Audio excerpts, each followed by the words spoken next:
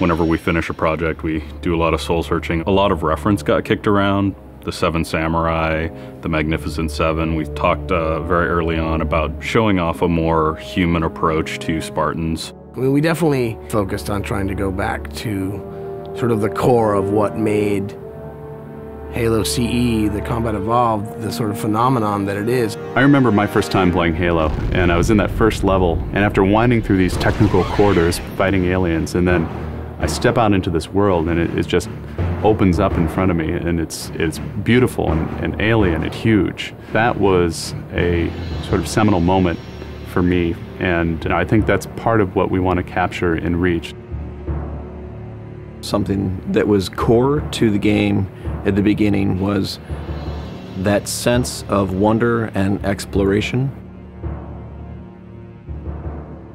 We started with a series of events. We basically set out like, okay, from this date on Reach to this date, we built a military campaign. We all had a desire to really flesh out the backstory of what happened prior to Master Chief and Cortana even entering the picture. We knew there were other Spartans, and it just seemed like such a rich area to tell a character-driven story with new characters. We wanted this team to feel like a Delta Force type team that are usually a smaller number. Why are we not seeing explosives residue? This particular team, Noble Team, they've survived by staying together. You're Noble 6, you're a replacement for a Spartan that's died.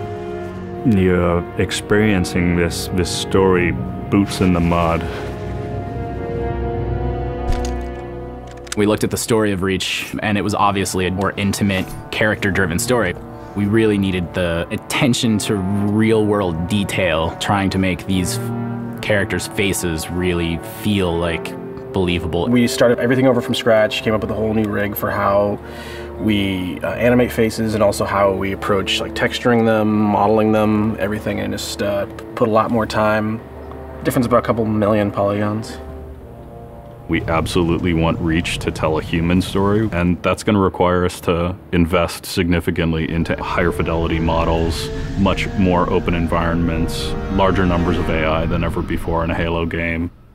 To pull off the vision for what we had for this game, we ended up gutting almost every part of the engine, retooling things to make it run faster, to make it run better, it looked better. We had to throw out all of our technical systems. We had to then throw out the content that went with it because that content didn't represent the new bar we were going for.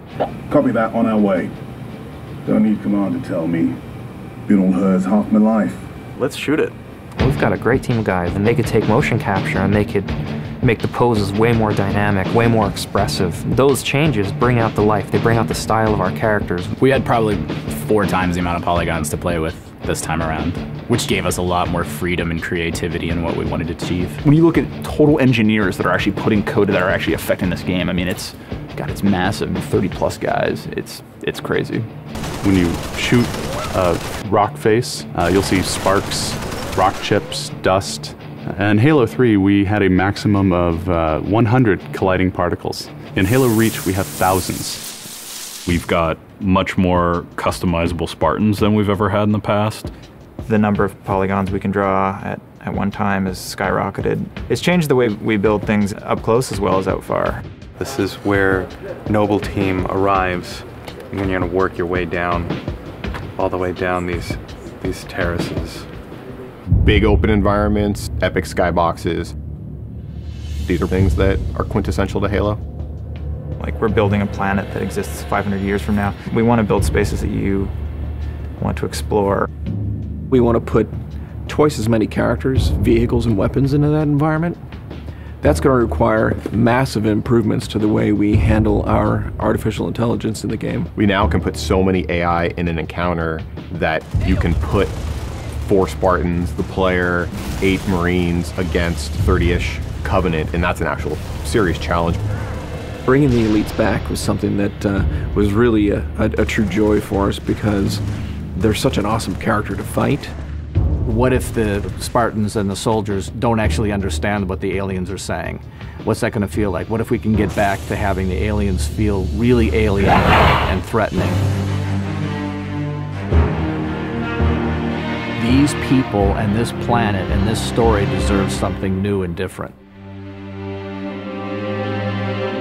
Just a different underlying sense of tragedy, heroism. We're rebuilding everything from the ground up.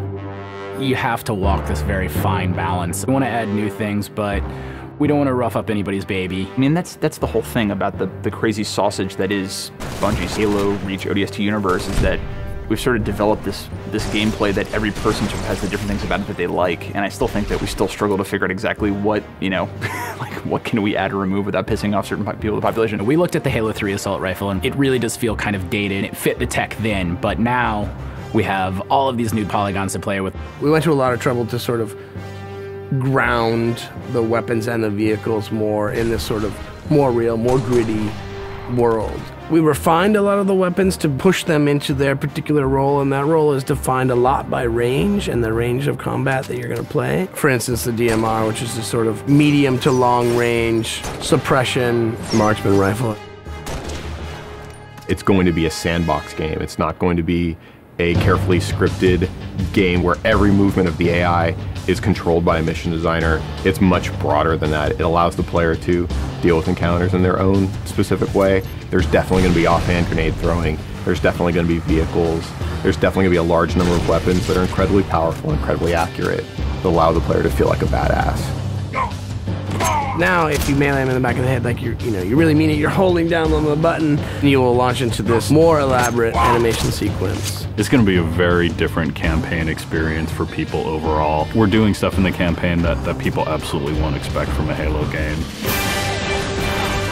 Bigger battles. Brand new cast of characters. An incredibly ambitious game. Every neuron in my head is firing with just reach, reach, reach. We knew from the beginning what the end was going to be. This is the definitive Halo made by the people who created Halo.